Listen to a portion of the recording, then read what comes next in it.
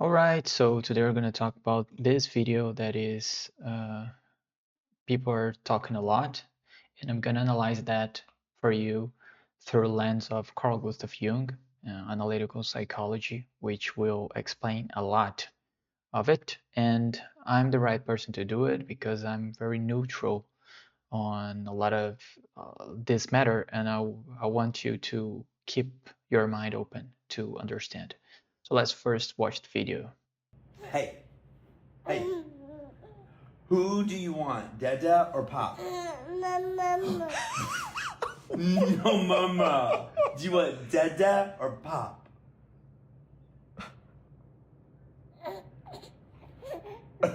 Who do you want, Dada or Pop?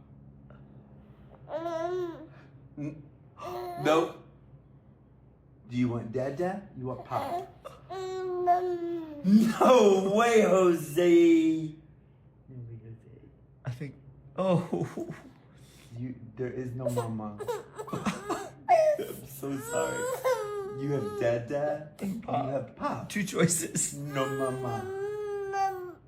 No. No. But no Mama. Dada or Pop. But no. Okay, so what's going on here? Basically, those are two gay men that are married and they have two children, two twin children, and now they have the third child, which all of them were from surrogacy, and that's a different matter that I will not take into consideration here, but I will talk about everybody's kind of worried about the baby and if they're going to have the rights that every baby needs or we want to give to them, which is a family where they can prosper, they can thrive, they can go healthy through life. And what's going on here?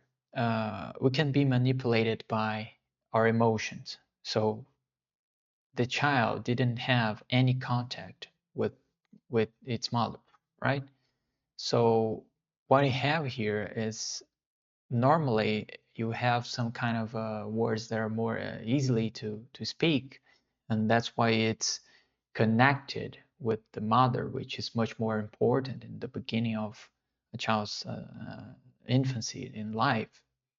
And so the little dude here is trying to to say that syllables, and they have this problem, which is two masculine uh, personas, right? So, but he's not asking for her mother because he doesn't even know that he doesn't have one. He's just trying to talk, and he has this, and the man reacts because angrily in a kind of way because it affects directly him because their structure their life structure is different, right? So it kind of impacts him in a bad way, and he says in a more aggressive way. That's why the child starts getting starts crying because it gets afraid of it. Like, take a look. Dada or Pop? No. Like, this no changes the matter. And now he's looking into his mouth. Do you want Dada? You want Pop? No. Until now, it's okay. Way.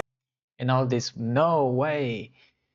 And it is kind of painted in a more ludic way with this Jose, which is a normal expression. And now he gets really near, now looking eye to eye, and that's very intimidative for the child. And now he starts getting sad about it, right? And he wants to say mama, mama instead of pop or dad or pop. So what's the problem with the child having this kind of family structure? Accordingly to Jung, the child needs this masculine and the feminine traits in order to be healthy. He needs these uh, versions in order to be successful in life, and he will have these feminine traits along the way of their teachers or family, etc. The only thing he will not have will be this intimacy with the mother itself. And that can be a problem in the future, right? That can be a problem in the future. But I have to tell you that the normal family uh, have a lot of problems as well. And the biggest problem is that the fatherhood is not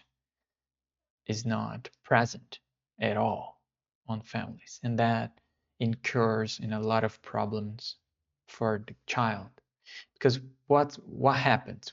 The firstly the child is attached with the mother, and that's kind of connected. And by the 3 or 5 years old, starts getting its own ego, and it starts developing its own persona, which needs some kind of uh,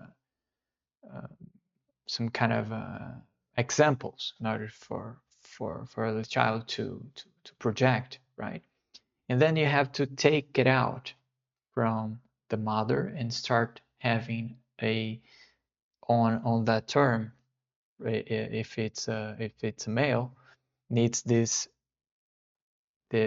masculine expression, and so the child can start, the adolescent can start having this persona, so they detach from this inner world and start getting this mask, developing this mask, which is important for society and for the individual itself, right? They have another two twin, which is they are pretty normal in a persona way. And by normal, I mean it's the norm, because the father and two fathers, they have this persona well developed.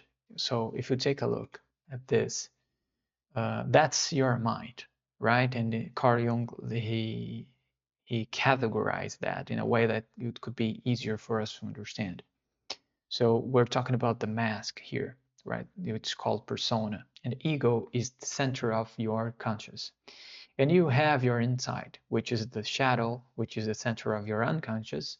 And you have this kind of mask, if I can say that, through your inner world, which will be like an intermediate. He'll take a lot of images and archetypes and take it and will transform that into your personal unconscious, right? So this in on a man, it's called anima because it's the feminine.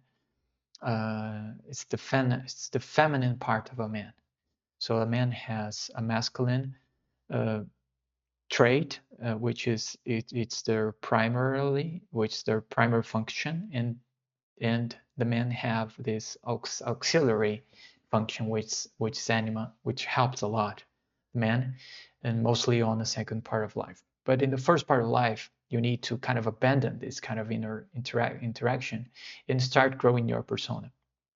But their gay fathers, his gay fathers have a well-developed persona. And Jung talk about homosexuality, and the homosexual and the artist, they have this attachment with and this identification with the anima, right? So they look inside and see that woman, that expression of a woman, which is developed by the mother point of view, and the man is well developed on the mother point of view at the first in the beginning. Not in this case because he doesn't have it, a mother, right? So when this person identifies himself with this kind of anima, he becomes a homosexual because he projects his persona.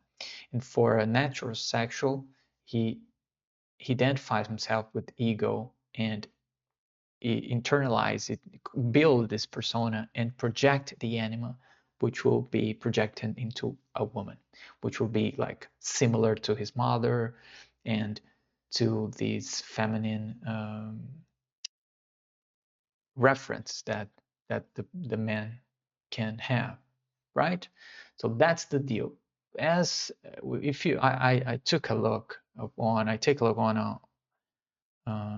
on the persona of the man, and they are very well built. So, and they, when I look to the two other children that they have it well developed. They didn't force anything on because the construction of them uh, is not about that. So they want the fathers want the children to be like them, right? So they are like that. They have this identification with the animal, but they have built a very good persona, and maybe that's what's going to happen with the child as well. I'm not saying that they're going to be gay, but I'm just saying that their personas can be well developed freely. And the most important thing is you have to develop your anima. So at first, your anima is sexual, is sexually represented, and it's instinctively represented. The second path, the second stage is something more about relationships, right? About aesthetics and relationships. And the third is about it's more divine expression. And the fourth is an integration of anima with some more, which is related with wisdom. So as I can see here with these videos, and I've explored a lot of his Instagram, that's what I can do. Of course, cannot give a very good expression on it, but as I see it, they have developed this anima on a relationship level because they are together, they have a structure, so that's the most important thing, because if they had this anima on a sexual level, they would project that on that child. That will be bad for a lot of people, right? So that's the diagnosis. That's the diagnosis here. So it's not so bad as most people think. So, the only problem here is the mother complex, is the archetype of mother, that the child will not have this intimacy because you need to this intimacy is is something really important. So what's gonna happen, what can happen, right? They can be neurotic, they can develop some kind of neurosis, and they can go against this against their fathers because they he was like deprived from this aspect, which is very important.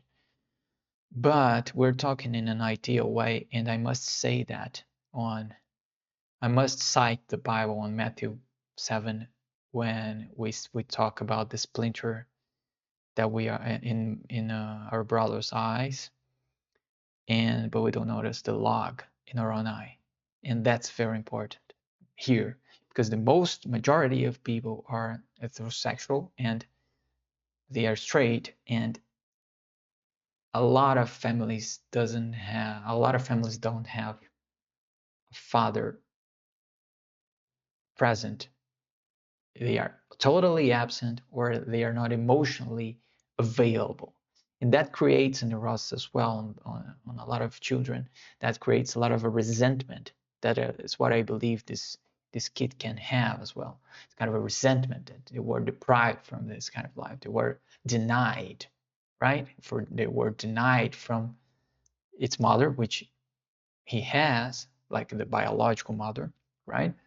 And all of this scheme can be a little bit resentful to the individual. But that happens with the straight couples. And when I see the statistics where like 20% of white children don't have a father figure, and 50 almost 50% on the black community, That's a problem. That's a much huge problem. That you do, if you don't have this intimacy, they will take from the male and the father and all these masculine traits from outside, from teachers, and from neighborhood, from institutions. They will take something. They will project something, right? Because you have everything. And by the way, the twin brothers, they have this privilege where they have this male and female. They built this male female together but separately, which I believed helped the children a lot. But getting back on subject, it's it can you can't take this masculine and these feminine traits and projecting on others. You don't need to be a mother or a father, but the intimacy you will never have. And that's a huge problem on our society. And if we talk, this is an exception. This is an exception. What's the norm is a father figure is lacking on our children emotionally, and they're being totally absent. Like a lot of kids don't know their fathers, and the the the, the fathers abandon the family. That's terrible. And the father needs to get this support, emotional support for for the kids. If they're male or female, it doesn't matter. He needs to get this support.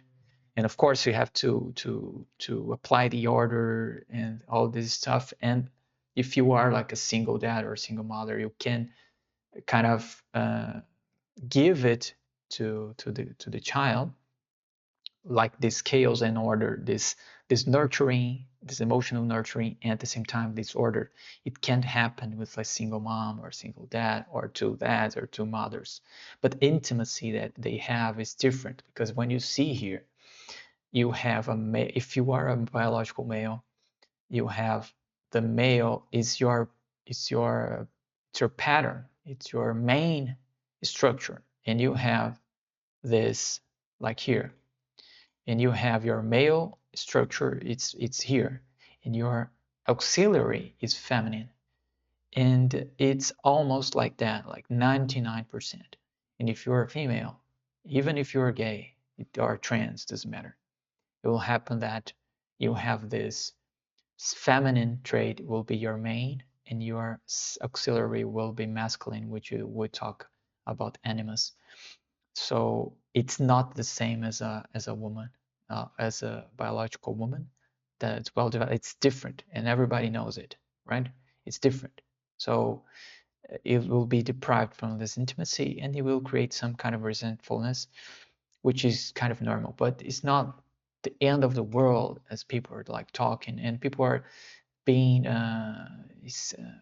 they are being scammed by these emotions, because the child is like asking for mama, but it's just trying to verbalize the on a way, and the dad is like getting is feeling it, which he knows is something that it's a taboo, it's a problem in a kind of way, and he kind of get he his pitch, his tones get a little higher, and the child feels it from his mouth, and when he's confronted really near in his eyes, gets this kind of feeling, bad feeling, he starts crying because he wants to say mama, which is a very normal thing for a child to do. So it's not about that. And those children can have an amazing life, to be honest, but they will be deprived from this intimacy, which is a problem from a straight couple as well, and mostly because we're talking about value. So that's why I say that we noticed the log in our own eye, right? So that's the reaction that I've tried to make. And if you like it, consider subscribing and liking the video. I see you next time.